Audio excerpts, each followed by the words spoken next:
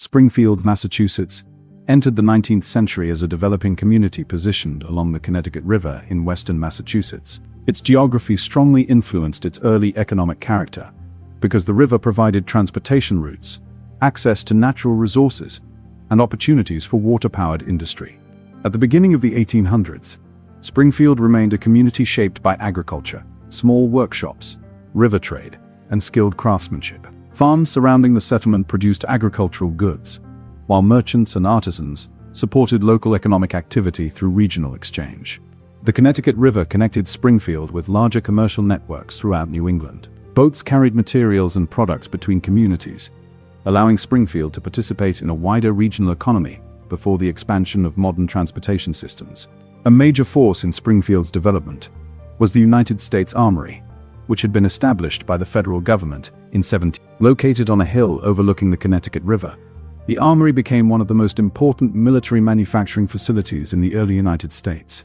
By 1800, Springfield Armory was producing firearms for national defense.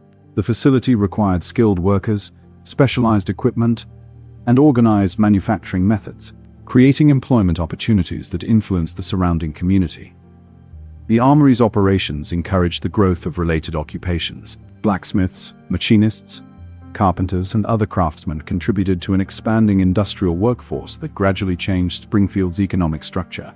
During the early decades of the 19th century, Springfield's population increased as workers and families arrived seeking new opportunities.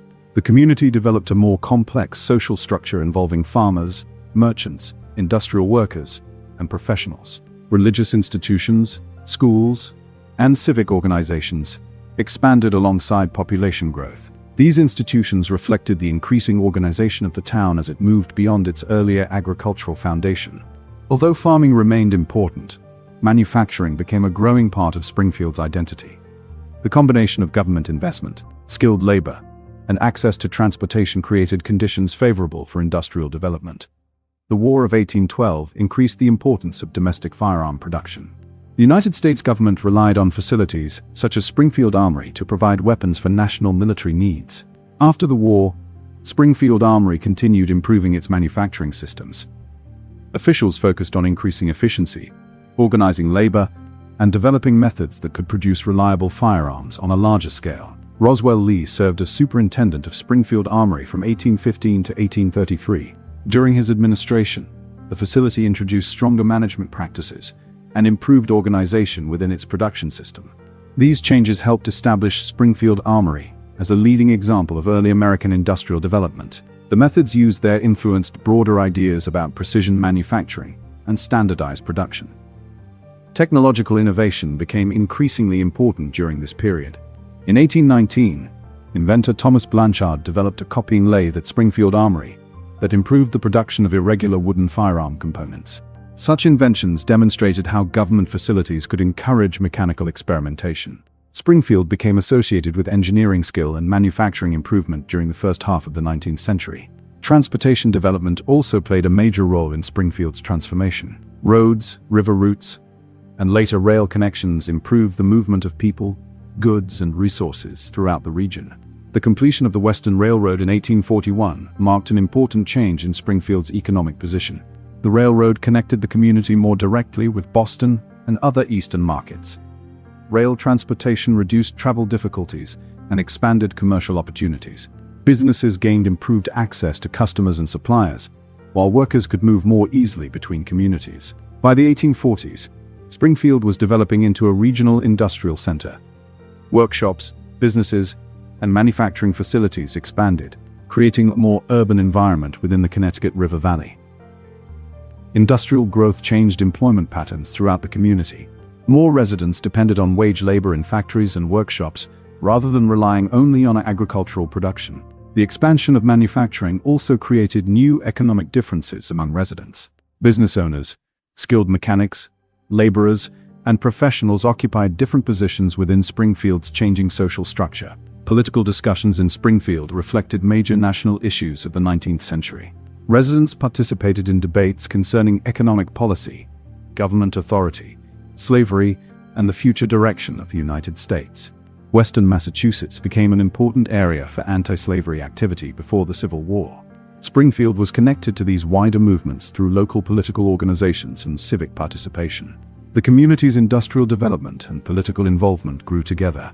As Springfield became economically stronger, it also became more connected to national discussions affecting the country.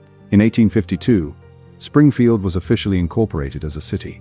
This transition reflected population growth, expanding responsibilities, and the need for more organized municipal government. The new city government managed public services, infrastructure improvements, and urban planning.